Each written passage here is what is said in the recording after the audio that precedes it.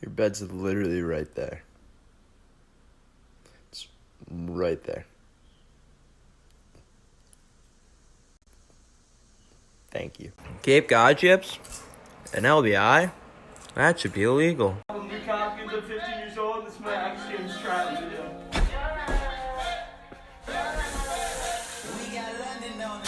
All my friends may tease, but never stop smiling. Sunshine, please, my light, you know it's alright. The biggest thing I noticed was it was entirely like.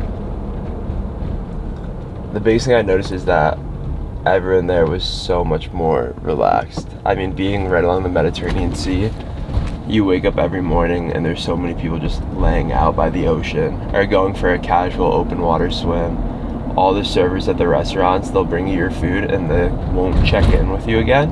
So every meal, like the idea of going out for a quick meal doesn't exist in France, at least in Nice, because every meal is almost 3 hours long, and you don't even fully realize it. It almost encourages good conversation and slowing life down a little bit. So my time there was sick. I was happy to have like sometimes solo the first few days. I knew a few people out there, but for the most part I was just operating on my own, and then gradually as the race got closer I got more involved with shooting with Ironman, which that was a whole separate experience in and of itself. It was wild to be working with them. They had a whole team of almost like 20 people, I want to say, and they just were doing so much for me, so that was super fun. And then VPN got out there, so it was great to see them. My family got out there. Overall, like the experience of being in France itself was so sweet. The bike riding that we did out there was nuts. It's nothing like Austin. It's nothing like the Velo way, that's for sure. It was just straight up a mountain, then down a mountain. Swimming, like I said, you're in the Mediterranean Sea. It's super salty, but that makes you very buoyant. So overall, just the training out there, I could see it was very prominent in the triathlon community. You could tell that a lot of people either were former triathletes or still were doing it. They had this bike path along the promenade, which was busy every single day. So I liked Nice a lot. I can understand why people would stay there. It seemed like it was a very relaxed state of being. So it is September 29th, about 2 weeks since the Ironman World Championship, and I totally forgot in last video. Didn't forget, I wanted to be more so about Megan, moving in, all that. This video, it's kind of the whole back to training, back to the grind. What is the goal for the rest of the year? Where is our focus at? So I want to talk a little bit about how the Ironman World Championship, the race itself, went. I'm never going to be an excuse guy, but I do like to preface with things. I unfortunately was not feeling the best for the race. I know that BPN's gonna post a video eventually, don't know when, but I hope that they got this clip. We were walking up to the swim start, and I was like, 1 second guys, turn to the right, projectile vomit everywhere. It seems to be a common theme, so I should probably go see a doctor or something, but I think it was just the different type of food I was eating in France. The days leading up to the race, was not sleeping well, was not feeling well, but nonetheless, flew all the way across the country to race an Ironman. I'm gonna race an Ironman regardless. To start us off with the swim, it was very different than I'm used to with an Ironman race. Instead of it being like a rolling start where it's time-based, it was a mass start by your age group. So 18 to 24 and 25 to 29 all started treading in the water, and then they kind of blow the horn and everyone goes out all at once. So the first 100, 150 yards was chaos. Everyone's trying to swim over each other. It's a bloodbath, but it was super fun. The water itself was, I want to say 78 degrees, so no wetsuit. You could use a swim skin, and Roka ended up hooking me up with their new all white swim skin, which was really nice to use. So shout out to Roka for always helping me out. But the swim course itself was a massive M, which in my mind made it super easy to break up. And I even realized like midway through, I was like, I'm already a quarter of the way and then halfway. And before I knew it, I'm like, this is the home stretch. I just gotta go straight on through. And I ended up finishing the swim with a time of 59:03, so 4-minute overall PR. in the full Ironman distance swim. 103 in Wisconsin, that was with a wetsuit. 108 in Texas without a wetsuit, and then 59 in France. So I was really happy with that, and that's kind of like how I want to structure the video. Is I'm going to go over the portion of the race and talk about what I'm looking to focus on with that specific discipline. So we're outside the North Lifetime right now. We're going to go for a swim. It's a Monday swim, so it's usually recovery focused. So I'm going to run it through right here, and I'll have Gavin toss it up on the screen. So the workout itself is 18 200s. It's 3x200s with 50 kick with a kickboard, and then 150 swim. That's done with fins as well. Then we go into 3x200 with the pull buoy. Done 25 is either sculling, which is just getting a feel for water. You're kind of going like this back and forth motion with a cupped hands, or long dog, which is kind of like freestyle underwater, just working on really getting like your catch down. And then after that, it's 75 swim. And then for like the second 100 or half of that 200, it's same thing, 25 of the opposite that you did. So if I sculled the first 25, then I'd do long dog, and then vice versa, another 75 swim. Okay, then it's 3x200 swim, which is split up into 150 smooth into 50 strong, then 100 smooth, 100 strong, and then 50 smooth, 150 strong. Then we go 3x200 pull buoy paddles, 3x200 done, 50 kick with no board into 150 swim. That's probably gonna be the hardest one. I hate kicking without fins, that's just not fun. And then 3x200 swim as well. I'll probably do a few 200s to warm up. Like I'll do 200 swim, 200 so with pull buoy paddles, 200 with fins, and then another cool down. So workout should total a little bit over 4,000 yards. Like I said, with the swim going so well in France, I just want to keep steady with my swim progress. It's not something that I feel like I really need to push. I was getting into a good groove of 4 swims a week, anywhere between 4,500 and 5,000 yards. So if I can just continue to do what I'm doing and just try and focus on becoming more efficient and just watching my splits slowly creep down. I've done a really good job, like overall. I think my splits this time last year, I was sitting like on like a good swim day, like 125 per 100 yards. Now on a good swim day, I'm seeing 117, 118. So the fact that in a year we've cut down that much time, and that, you know, drawn out over the whole Ironman distance ends up being 4 minutes off my time. So if we can stay steady with that and keep building off that base, that'd be huge. Let's go swim.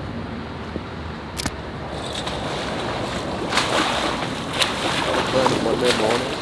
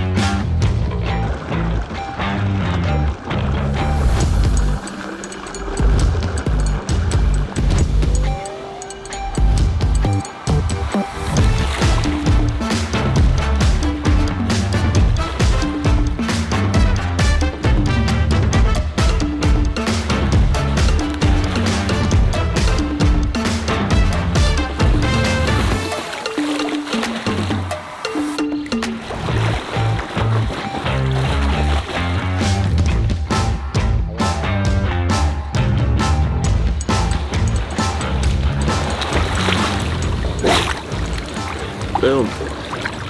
All done. 4,500. Whew.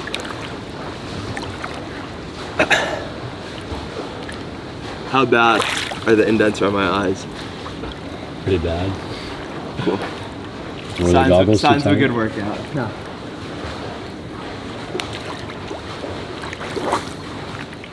Two overall pace was 4,500, 124. Heck yeah. For a very chill recovery swim. Also, I was telling Gavin this earlier at the car ride. But like the past 3 days, 4 days, my Garmin has been telling me, he's like, dude, you gotta retire. Like horrible sleep, unbalanced HRV, every single health stat, it was like, don't move your body anymore. Woke up this morning, 89 sleep score, we're so back, which is really nice. But yeah, like I said, swim progress over the past year has been huge, and heading into whatever my next race is, just trying to capitalize that. If it is a 70.3, hopefully being around 28, maybe 27 high, that would be cool. And then if I can get a wetsuit swim for my next Ironman, 56, I would say 57.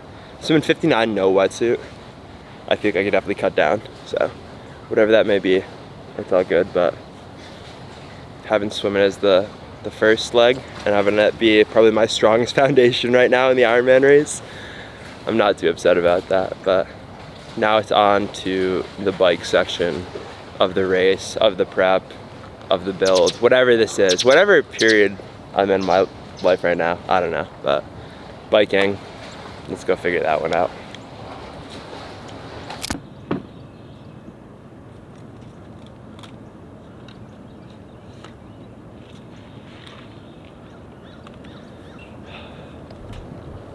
So now we are here back at the Veloway, back in my home.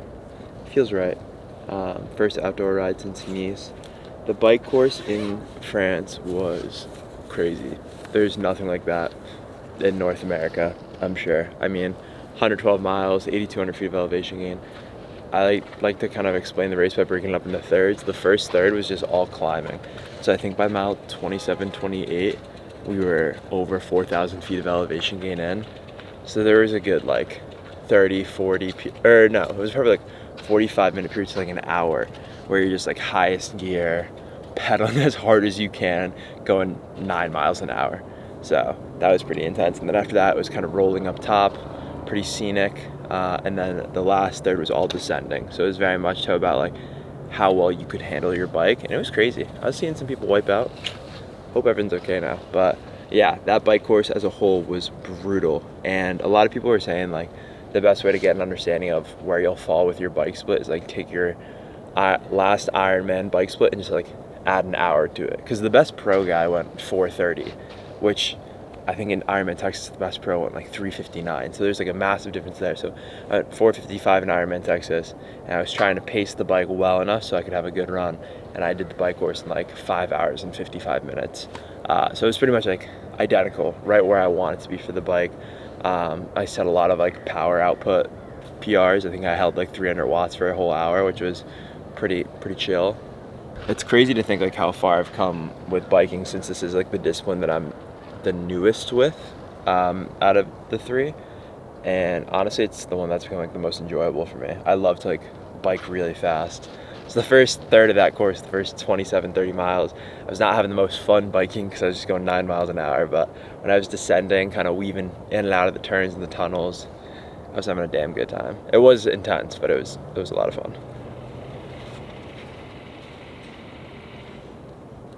Shades? New shit. No, new helmet, ready? Oh, okay. This one's pretty legit. You take this, and you flip it. It's like right there. Sheesh, come on. Hydro girl. That's drip. Like I said, first bike workout. Not necessarily the first bike workout back, but first outdoor ride back.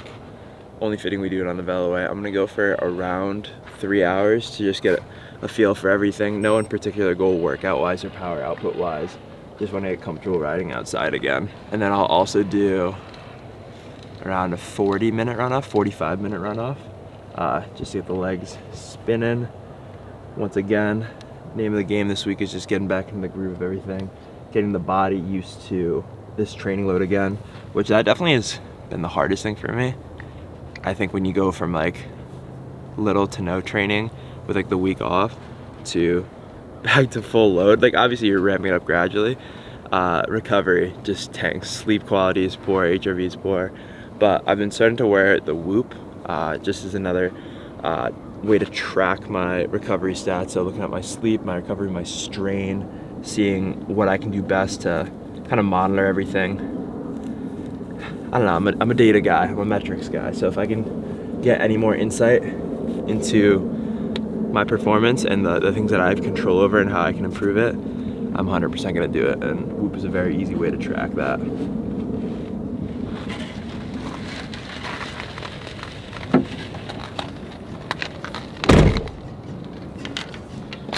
If I still remember how to clip them, that'd be cool. Ooh, there we go.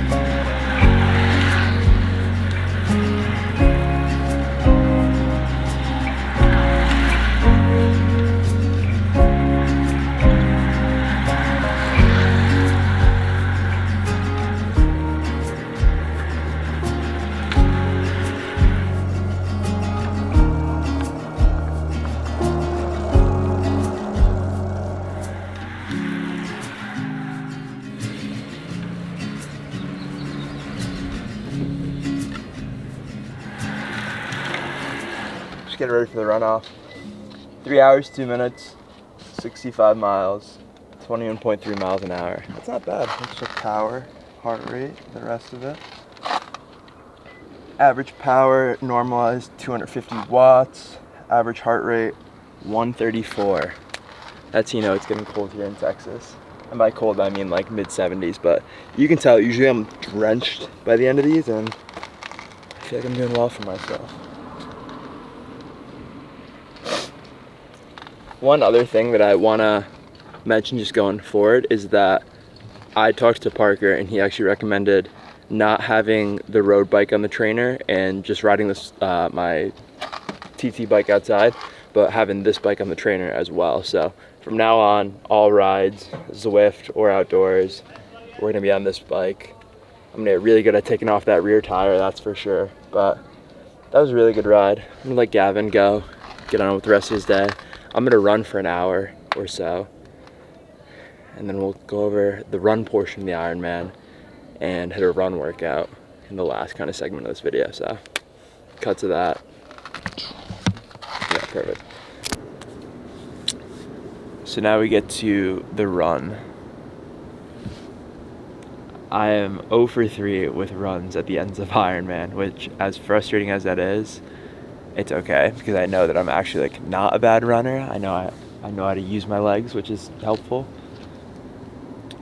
I came out of transition 2 and I knew from the start that I wanted to like pace myself really well. I felt like I had done really well with nutrition on the bike, despite having some stomach issues before the race and everything. I was like, if I go out at 7:40, 7:35 pace and just see how that feels for the first 4, 5, 6 miles, like that was the goal. And honestly, the first 4 miles went great. I was like, all right, cool, like everything's pretty steady. I was holding that pace super well. And then unfortunately after mile 4, I was like, oh, I kind of have to use the bathroom. So peeled off to a porta potty. It was like, if I have to run 22 more miles with this pain, that's gonna be really uncomfortable. Came out of the porta potty, took like 3 steps, maybe 4 steps, and same feeling came back. And for 22 straight miles, it was just a game of how far can I make it without having to stop at a porta potty. And I think I counted like the little drops in my heart rate, and I stopped 13 times, which is both extremely embarrassing but also very funny in my opinion. And I think that was like the first thing I said when I crossed the finish line. I gave my mom a big hug. She put the medal around my neck, and there were, the Ironman cameras, the BPN cameras, everything. And I was like, new course record for most amount of porta potty stops. And yeah, I mean, that was just my way of kind of reminding myself that it's not that deep at the end of the day, that I get to do these races, and that as badly as I want to do well in them, I know that if I don't do well, it's like, okay, and that it's not the end of the world, because I'm still who I am. But nonetheless, that's going to make me work twice as hard. So we're here Wednesday morning now. We've gone over the swim, we've gone over the bike. Today's run workout is my first run workout since the Ironman, so it's going to be 5 by 1 mile, just to make sure legs are feeling all right. Not going to take it too intensely. I think I'll probably start out around like 6:15 and work my way down, see how I feel. Gavin and I are off in a little neighborhood because schools are back in session, and the idea of a shirtless man running on a track near a middle school while being filmed, I don't know, it just sounds quite alarming. So we found this little loop, and he's gonna follow me along in the car, post up, do whatever. Like I said, I'm not like worried at all about my running ability. I guess I should speak more so about that after this workout and see how it goes. But for me, it's just about putting it all together, having all the pieces come into one race: a solid swim, a strong bike, and then a good run where I'm running the whole thing, not run walking it. Because if I do 4 of those, I'm done. I'll find a different sport. But whenever the next full Ironman is, the goal is to have a complete run.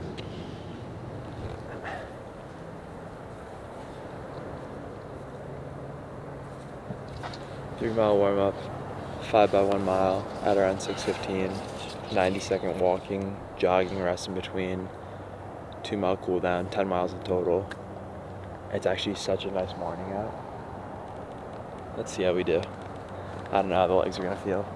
First leg day in a month was 2 days ago, and I feel so sore, but let's do it. Ooh, that's good.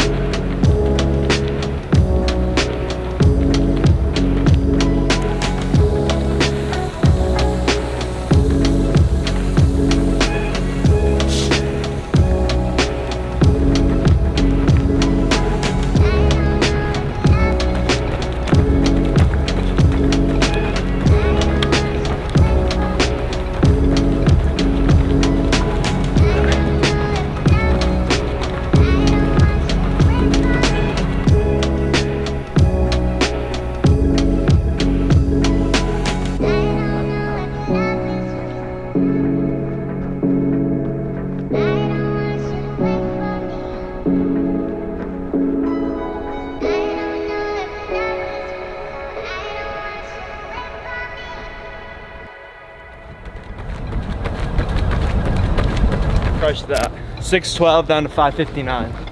I was surprised when I started that warm up. I felt like I limped a little bit because my legs were so sore. I'm really happy with that, especially because last night's bike workout was 15 minutes at 240 watts, 10 minutes at 270 watts, and then 2 rounds of 20 minutes at 290 watts. So legs are carrying a wee bit of fatigue. But 6:12, 6:11, 6:08, 6:05, 5:59. Crushed it. So happy with that. First run workout back, super well. 2-mile cool down now. Look good. It was fun. Hour 15 total, 10.36 miles, 7:14 average pace. That's including warm up, the rest, and the cool down. Paces were 6:13, 6:12, 6:10, 6:05, 5:59. Perfect. Average heart rate 161. Not too bad for the first workout back. It was pretty funny. I would be doing these loops. It's a Wednesday morning. Kids are getting picked up for school. And by like my 3rd interval, there's maybe like 10, 15 kids waiting for the bus, and they all started chanting. They were like, "Run, run, run, run!" I was like, "Oh, That's good. I feel like I didn't terrorize the neighborhood that much. Bro, I was driving around in this car, and Yeah. they were like, "Oh, he's with him." Like, they were like, "Why is he driving in circles?" I was like, "Bro, I need to roll the It was windows entertaining. up." The little kids were fired up. I was worried that people are gonna yell at us in this neighborhood because it's all residential, but everyone was super chill. I said good morning to everyone, so we were good with that. But yeah, that's a good first kind of week getting back into the groove of things with training. I'm glad that my body's responding pretty well 2.5 weeks post-race. Let's go home and get some food. During the warm-up, I was like, I'm starving. And then as I started running, that kind of died down, but I'm still very hungry.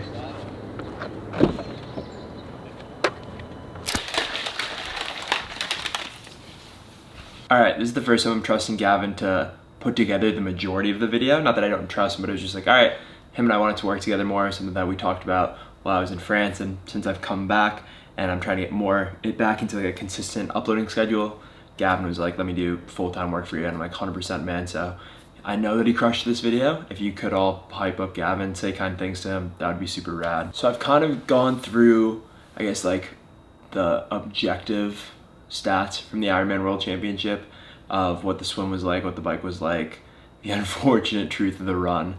But the overall result of it was just a really cool experience. My family was at the finish line, and they, you know, my mom put the medal around my neck, and although I was disappointed with my performance, I realized it was like truthfully the best effort I could have given the fact that I couldn't take 6 steps without feeling like a stabbing pain in my stomach. It's super unfortunate, and as a human being, I try and always like silver lining things. I'm like, all right, like what can I take away from this? Like, how can I flip the narrative? And honestly, I sat with it for a second, and I was like, instead of trying to instantly turn this into a positive thing, like let me just embrace this and acknowledge the fact that like I worked really damn hard and I didn't have the race that I wanted to. And honestly, as opposed to trying to justify it and give a bunch of excuses or like post about it on social media and be like, oh, here's where everything went, I'm just kind of like, yeah, like we're gonna have another race. We're gonna keep trying, no matter what. Like that's the thing. Like if I just throw my hands in the air and I'm just like, yep, like I'm done, like that's it. It's like that's when you quit. That's when you lose all the progress that you made.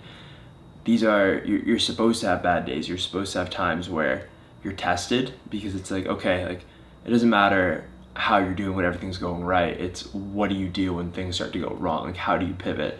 Do you throw your hands up in the air and do you quit when you're not having the run that you want to? Or do you say like, hey, like no matter what, I'm gonna finish this race because that's what I said I was gonna do. It doesn't matter how long it's gonna take. It's like the perseverance aspect. That's what's most important. And then once I had more time to reflect on the prep leading into the race, as well as what could have, you know, led to my stomach being overturned, it's the French food. I'm done with it. You know, next race, North America, confirmed. Really what I wanted to say, and the whole reason why this video is like titled like the Reapproach, is it's less about how I go with training. I can train super hard. Like that's something I can do all day. And it's more how I go about what I'm prioritizing in my life and life outside of training. I can like look back like even to the days of like playing high school sports, and I realized like the performances, like when I was performing the best in my sports or felt the best doing these competitions, is when I had a lot of life going on outside of just the one thing I was training for. I can't emphasize enough that like the whole point of this YouTube channel and me sharing my life is just like, it's more of like a journal for me. I'm never saying that I know anything, and just like all the advice I give is just like learned experience. But what I realized is I became very isolated I think the last month of this prep, because I was putting like so much effort into it, and I was losing a lot of drive to do anything else. Like it was a hassle to upload YouTube videos. Like I was saying no to all my friends going out. It'd be like wake up, train, that was it.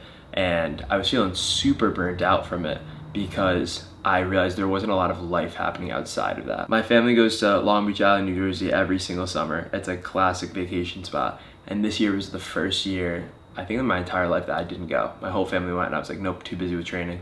And reflecting back on that, I literally was thinking about that during the race when like I was in one of the porta potties for the 10th time.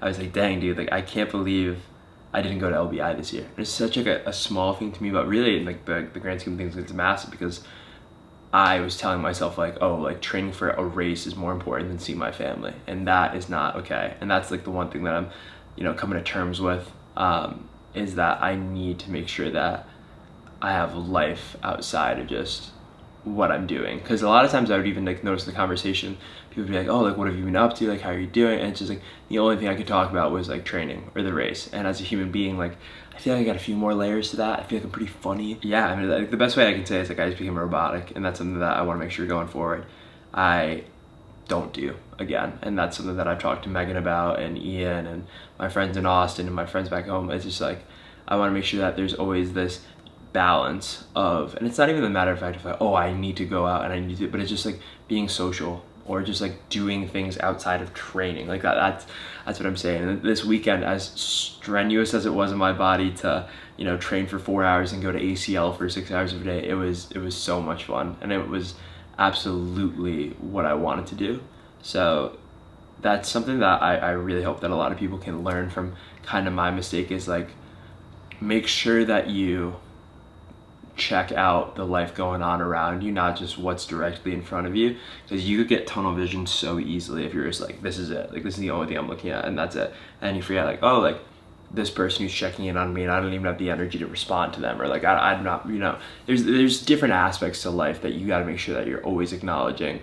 You can't just be a linear being, because then at the end of the day it's just like you're gonna feel really lonely at times. Like even like I love Megan so much, can't emphasize enough, but when she wasn't living in Austin and I was just here and I would just train, I felt lonely because like I just didn't have the energy to like pursue the friendships that I have here, and it was entirely my fault. So yeah, I don't want like any sympathy, like that's not the point of this section of the video. It's just saying like, hey, like as a 23-year-old now, like here's something that I'm learning, and I hope that people can learn from my mistakes. And like, yes, train super hard for something, give it your absolute all, but make sure that you're still going and hanging out with your friends. Make sure that you're still checking in with your family, you know, giving like yourself a life outside of training. That's the reapproach really. And reflecting on, once again, the Ironman World Championship, in the heat of the moment, you think like, oh, I have to explain to everyone like why this is the result, and like you almost have to try and like reason with yourself immediately and be like justify it. At least this is how I feel. Being now like 4 weeks, almost 4 weeks removed from it,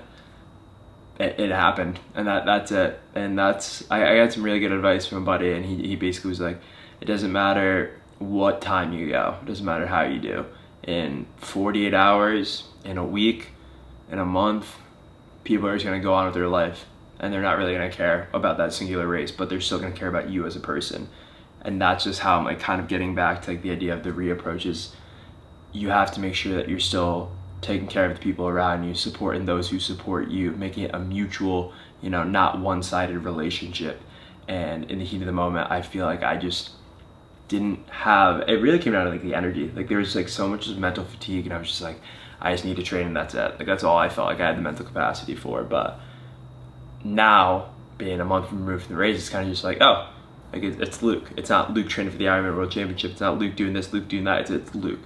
And that's how it should be for all of us. It's just this person, and then how do they make me feel? Do they make me feel like they're present in the conversation? Are they truly giving good responses to what I'm saying, as opposed to just like listening to speak? Are they listening to hear me?